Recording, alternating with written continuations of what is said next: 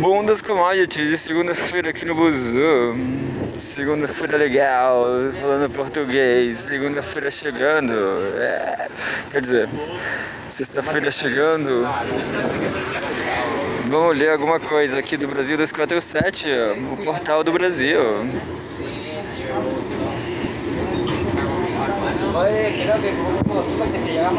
Só um segundinho, só um segundinho.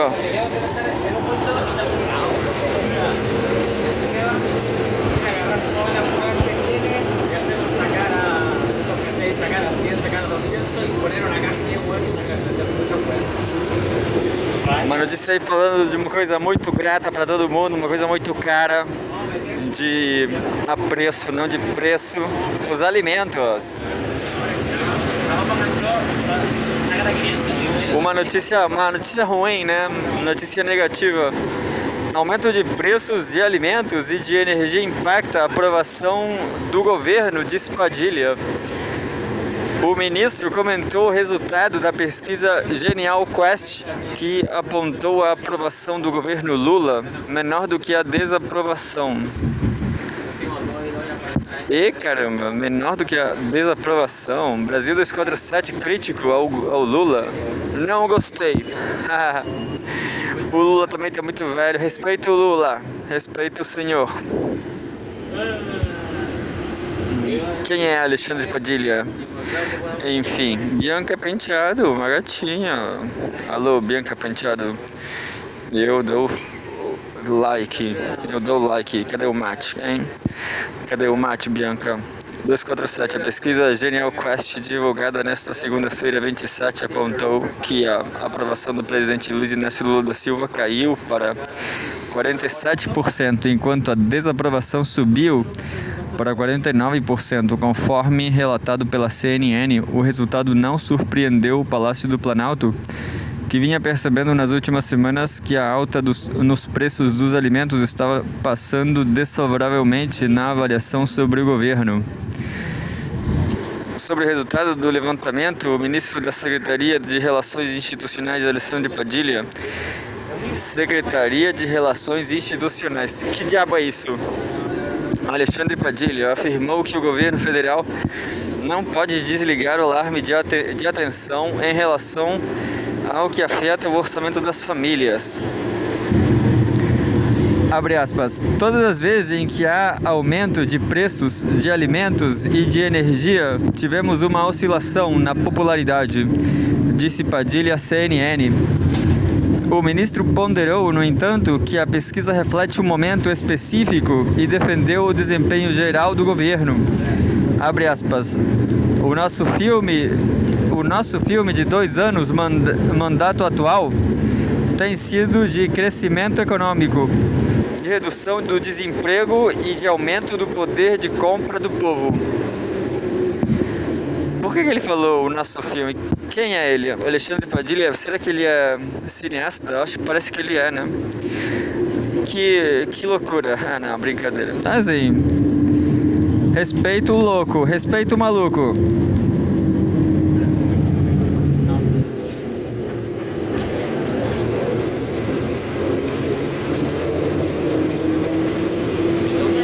E agora um título debochado do Brasil, Home Economia.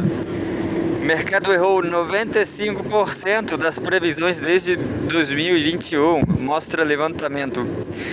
Todos os anos, economistas e especialistas de mercado fazem previsões sobre indicadores econômicos, certo? Segundo o levantamento do UOL, eles costumam errar. UOL. Essa notícia foi de ontem, eu acho, 26 de janeiro.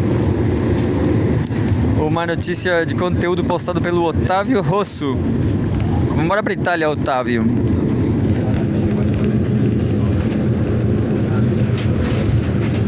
Enquanto eu e o Otávio arrumamos nossas malas para voltar à nossa Itália, vamos ler aqui a notícia dele. 247. Um levantamento feito pelo UOL mostra que o mercado financeiro errou cerca de 95% de suas previsões sobre a economia brasileira nos últimos 4 anos.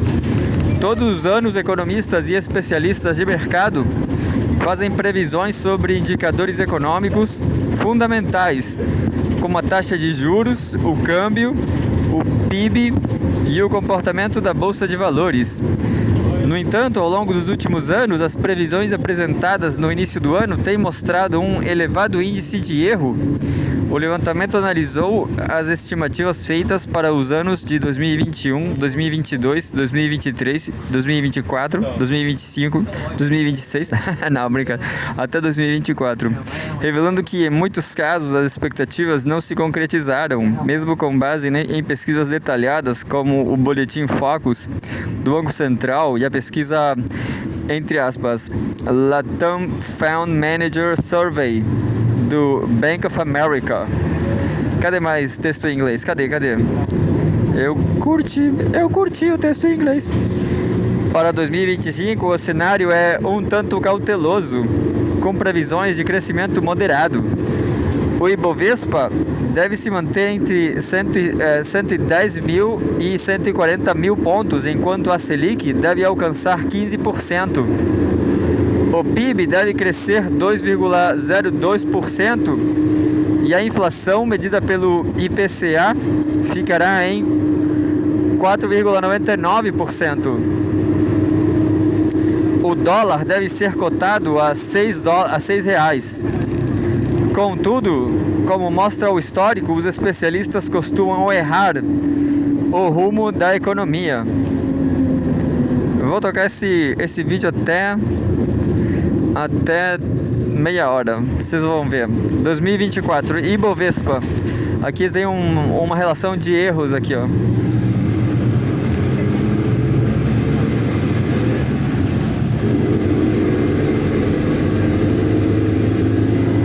É uma cronologia contrária, né? Vamos lá. 2024, Ibovespa. A principal previsão era que o índice superaria os 140 mil pontos, mas ele caiu 10,36%, fechando a 120,283,40 pontos. Errou feio, errou rude. Porta dos fundos. Não sei que pontos são esses, cara. Não sei que pontos. Eu queria que fossem reais da minha conta. Que fosse euro e dólar. E dólar da Singapura e o caramba. Selic. A expectativa em 2024 ainda era que a taxa de juros ficasse em 9%, mas ela subiu para 12,25% ao ano. Errou. PIB, a previsão era de um crescimento de 1,59%, mas a alta acumulada até setembro de 2024 foi de 3,1%. Provavelmente errou, porque ainda não se sabe, mas provavelmente errou. Setembro de 2024, 3, cresceu bem, hein? Não cresceu mal. Inflação e IPCA, a previsão era de uma inflação de 3,90%, mas o índice foi de 4,83%. Inflação demais, hein? Essa inflação foi ruim. O crescimento foi bom, a inflação foi ruim. 2023, Ibovespa, esperava-se que o índice ficasse entre 110 mil e 120 mil pontos, mas ele fechou em 134 mil, 185, tudo herança maldita. Maldito! Herança maldita do maldito do Bolsonaro. 134.185 pontos, com uma alta de 22,28%. Errou. Selic, a estimativa era que a Selic ficasse em 11,75%, mas ela terminou o ano em 12,25%. Errou. PIB 2023, a previsão era que o crescimento de 0,78%, mas o PIB cresceu 2,9%. Errou. Aí, bom crescimento, um monte de trocas comerciais, um monte de tênis novo, um monte de coisas. Dólar, esperava-se que o dólar ficasse em 5,28, mas ele terminou o ano em 4,85, uma queda de 8,6%, 8,06%, enfim. Inflação, IPCA, a previsão era que, eu não entendo essas vou pular tudo, vou voltar para taxa de acerto, pulei pro fim. Em um levantamento geral, a taxa de acerto foi de apenas 5%, o que significa que de cada 20 previsões feitas, apenas uma se confirmou. Pouquíssimo. A única projeção bem sucedida foi a previsão da aviadagem no cozinho dos brasileiros. Essa aí acertou. Brincadeira. Desculpa, gente, desculpa. Não pode mexer com o furico. Desculpa, eu não mexi nada, eu só tô falando aqui. Tá bom? Tira o dedo do furico. Tira o dedo do furico, sim. Para com isso. Não coloca o dedo aí. Tira o dedo daí. A única projeção bem sucedida foi a previsão do desempenho da Bolsa em 2022, quando a alta do Ibovespa foi de 4,69%. Vamos procurar mais algumas notícias aqui nesse portal Liando do Brasil 247. Glaze loira critica especialistas do mercado que erraram 95%.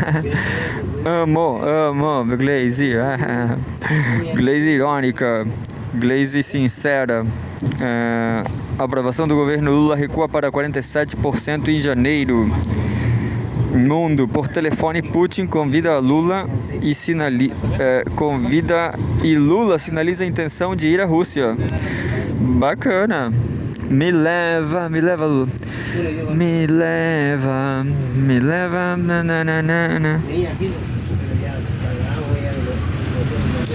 Eu iria com o Lula, eu ia ser o tradutor para o inglês. Eu acho que o Lula fala inglês, sim. Acho que o Lula fala inglês e português. E eu acho que ele fala português. E espanhol também. Olha lá um viado aqui, ó. Olha lá um viado, gente. Por telefone, Putin convida e Lula sinaliza a intenção de ir à Rússia. Nesta manhã, presidentes do Brasil e da Rússia discutiram paz global, cooperação no BRICS e iniciativas contra a fome, reforçando laços bilaterais. Será que tem fome na Rússia, gente? 2024? 2025? Guilherme Levorato, conteúdo postado por... O que a gente vai ler foi postado por ele. Outro italiano, bora pra Itália, Guilherme. 247. Em um diálogo que reforçou a importância da diplomacia em tempos de tensões globais, o presidente Lula do PT conversou por telefone nesta segunda-feira 27 com o presidente da Rússia, Vladimir Putin. A informação foi divulgada pela assessoria da Presidência da República, que detalhou os principais pontos abordados na conversa entre os dois líderes. Durante o telefonema, Lula expressou preocupação com o cenário internacional, especialmente em relação aos conflitos que afetam a estabilidade global, e reafirmou o compromisso do Brasil com a promoção da paz. Putin, por sua vez, agradeceu a atuação de países como o Brasil na busca por soluções para a guerra na Ucrânia e demonstrou interesse nos trabalhos do Grupo de Amigos da Paz, iniciativa lançada por Brasil e China na ONU em setembro de 2024. Amigos da Paz é foda, né? Amigos da Paz é engraçado. Amigos da Paz. Podia ser um time de futebol, né? Sei lá o que. Um time de uma pelada de fim de ano, né? Amigos da Paz. 30 mortos em jogo de Amigos da Paz. Um dos momentos mais significativos da conversa foi o convite formal feito por Putin a Lula para participar das comemorações dos 80 anos da vitória na Segunda Guerra Mundial, que ocorrerão em Moscou no próximo dia 9 de maio. O presidente brasileiro demonstrou a intenção de comparecer ao evento, o que seria mais um passo no fortalecimento dos laços entre os dois países. Putin pediu a Lula com o nome da cachaça, ipioca, um barril de ipioca, por favor. O Lula replicou que, por favor, também ele queria um monte de vodka. O presidente brasileiro demonstrou a intenção de comparecer ao evento, o que seria mais um passo no fortalecimento dos laços entre os dois países. Putin, que atualmente está em São Petersburgo, tirando uma ondinha para as celebrações dos 80 anos do fim do cerco a Leningrado, expressou satisfação com a perspectiva de receber Lula na Rússia. A conversa também abordou temas bilaterais e multilaterais, com destaque para a cooperação no âmbito do BRICS. Putin expressou apoio à presidência brasileira do bloco e indicou disposição para avançar em iniciativas que facilitem o comércio e os investimentos entre os países membros. Ambos celebraram a entrada da Indonésia como membro pleno do grupo, reforçando a importância de ampliar a representatividade global do BRICS. Outro ponto destacado foi o lançamento da Aliança Global contra a Fome e a Pobreza, iniciativa proposta pelo Brasil durante sua presidência do G20. Um terceiro ponto foi a adoção da China do dólar. A China vai comprar o dólar. É isso que você ouviu. O dólar vai embora para a China. Não, brincadeira. Foi uma impressão que eu tive lendo a CGTN ontem, que eles pararam de traduzir dólares para yuan, entendeu? Ele já tá falando direto em dólar, assim, isso aqui custou uma cacetada de dólares, isso outro aqui custou outra cacetada de dólares, sabe? O dólar é a nossa moeda agora. É isso que eu acho que isso vai acontecer. O dólar nasceu nos Estados Unidos, mas agora ele vai mandar os Estados Unidos se fuderem, pobres, entendeu? Fudidos. O dólar vai embora para a China. É isso que você ouviu. A China vai adotar o dólar. O dólar vai ser chinês. E qualquer coisa que tiver de ser reclamado, os chineses vão reprimir o povo e também vão dar um polenguinho e um noodle e um nissinho miojo. Nissinho miojo com polenguinho pro povo na China. Bacana, cara. Eu tô na fila do nissinho miojo com polenguinho, cara. Outro ponto destacado foi o lançamento da Aliança Global contra a Fome e a Pobreza, a iniciativa proposta pelo Brasil durante sua presidência do G20. Putin cumprimentou o país pela iniciativa e lembrou que a Rússia foi um dos primeiros países a aderir ao projeto. O líder russo sugeriu ainda a retomada da Comissão Bilateral de Alto Nível entre Brasil e Rússia, mecanismo que pode ampliar a cooperação em áreas estratégicas. E é isso aí.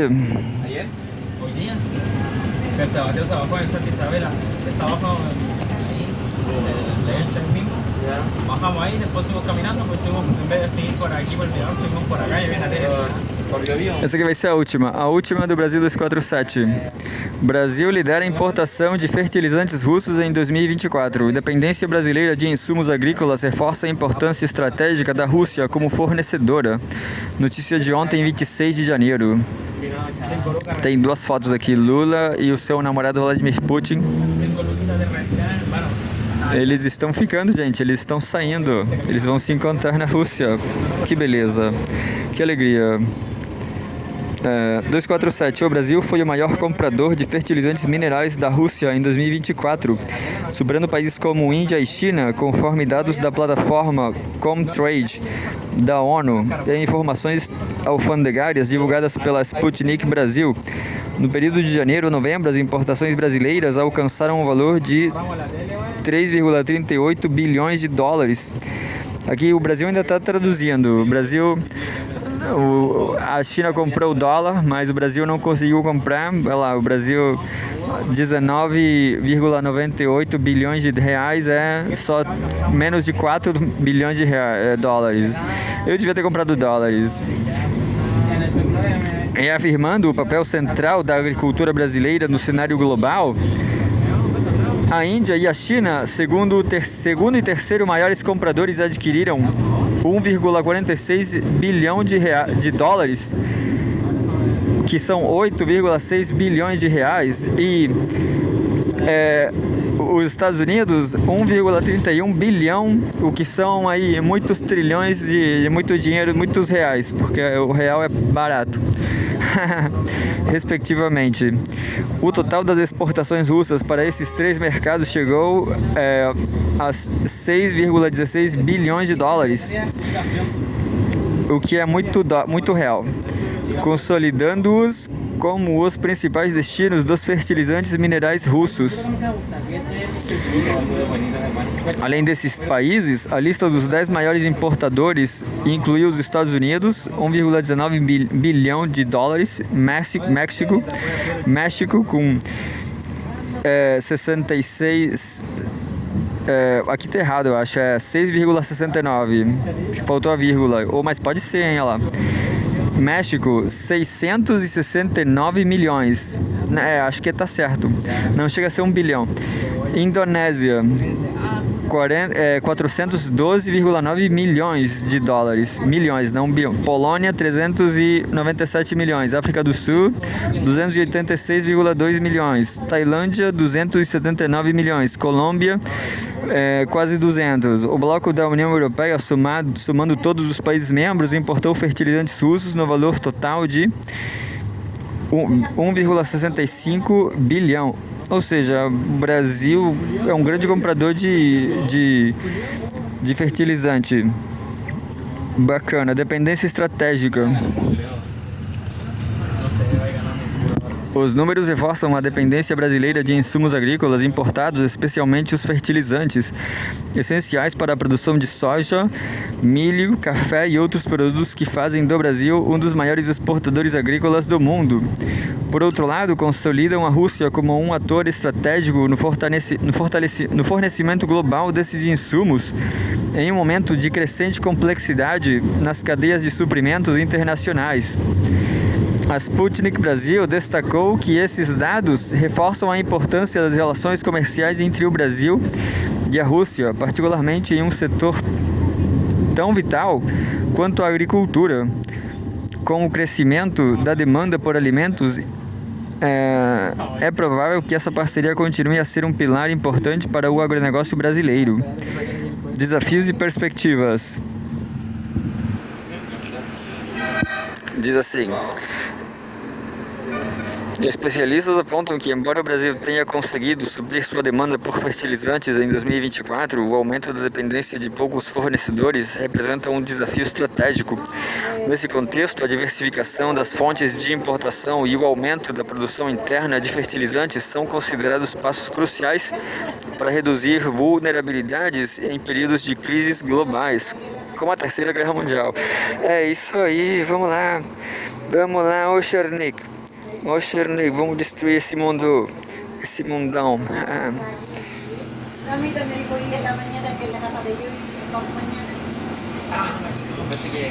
Procurando alguma coisa do Brasil, aqui no Brasil do Brasil de fato, nada de Brasil.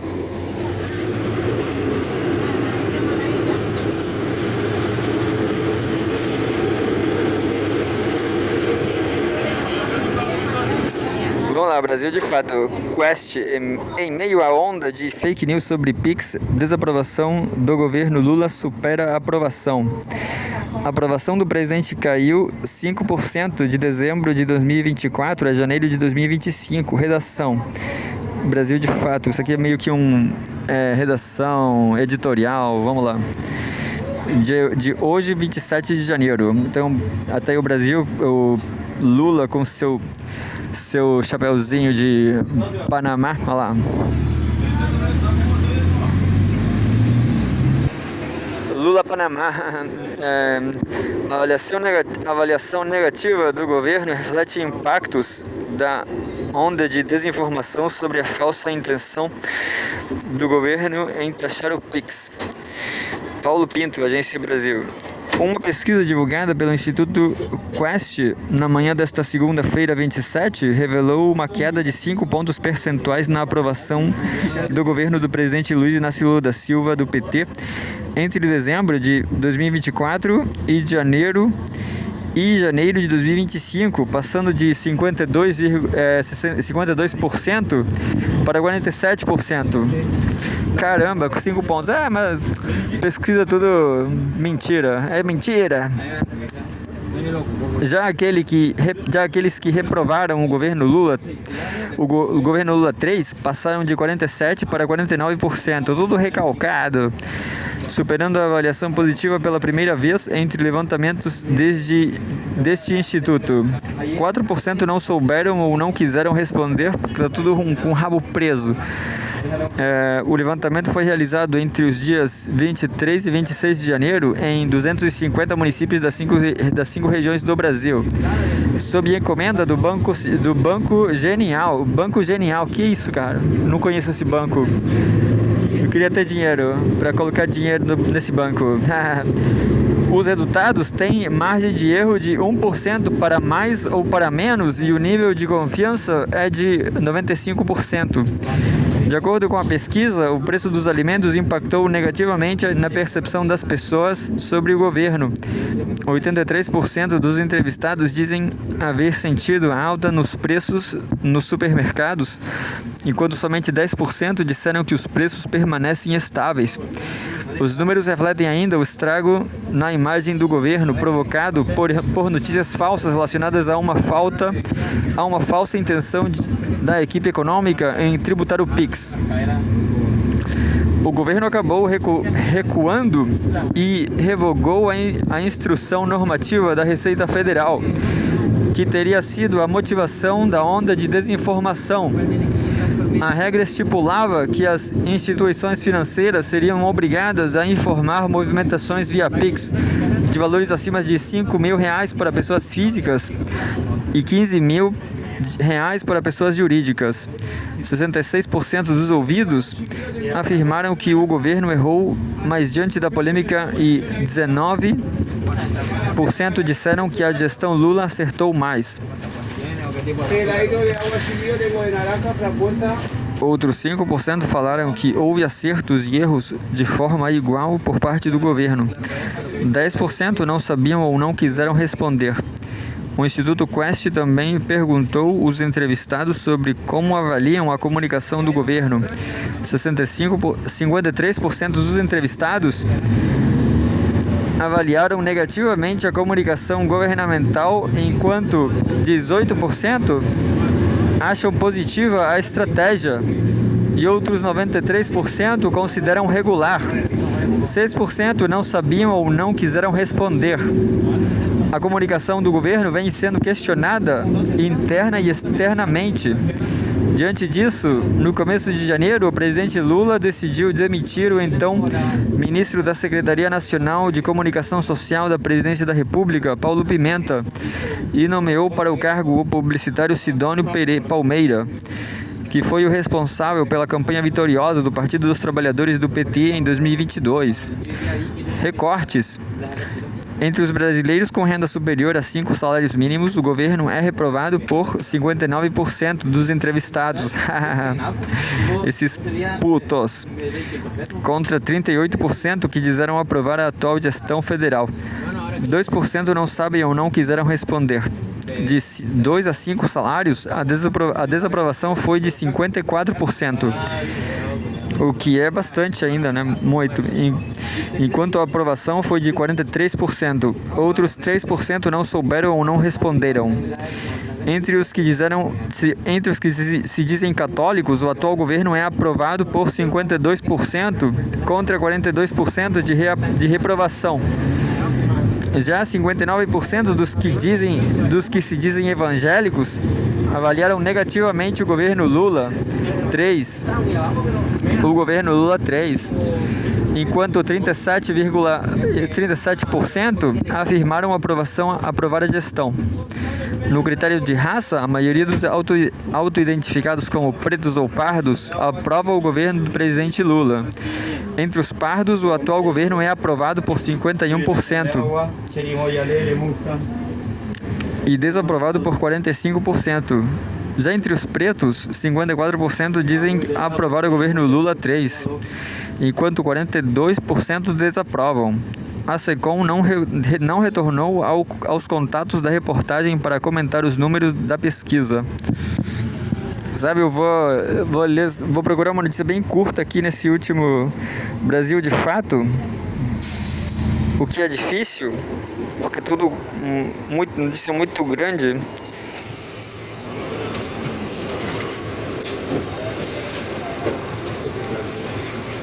Brasil, de fato, mobilidade. Serviço de mototáxi coloca trabalhadores e cidadãos em risco e expõe fracasso do transporte público em SP, em São Paulo, diz pesquisador. As empresas Uber e 99 iniciaram o serviço na cidade contrariando os decretos municipais. Caroline Oliveira. A precarização e os riscos podem ser lidos por meio dos dados do InfoSiga, o sistema do Departamento Estadual de Trânsito, DETRAN.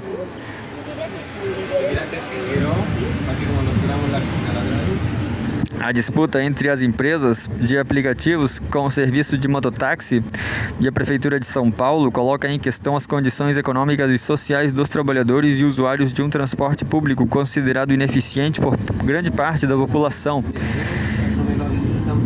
De um lado, usuários que optam por um serviço perigoso diante de um transporte público de baixa qualidade. Do outro, trabalhadores que colocam suas motos nas ruas em busca de aumentar a renda.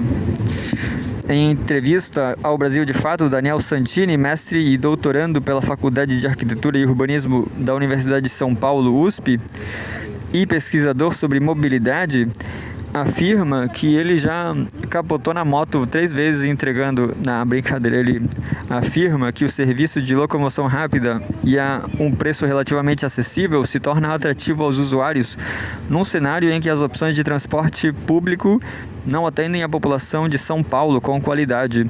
Malha da rede que não chega a todos os lugares, veículos, estações e terminais sucateados e tarifas altas, sem contar com a inexistência de opções sustentáveis para o meio ambiente.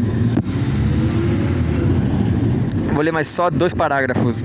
Para os motoristas, a inclinação vem com a possibilidade de fazer uma renda extra. O pesquisador, no entanto, fala em ilusão diante não só dos riscos intrínsecos ao tipo de transporte, como bem mostram os dados, mas também perante a ideia de democratização do transporte. Tchau, tchau, tchau, tchau.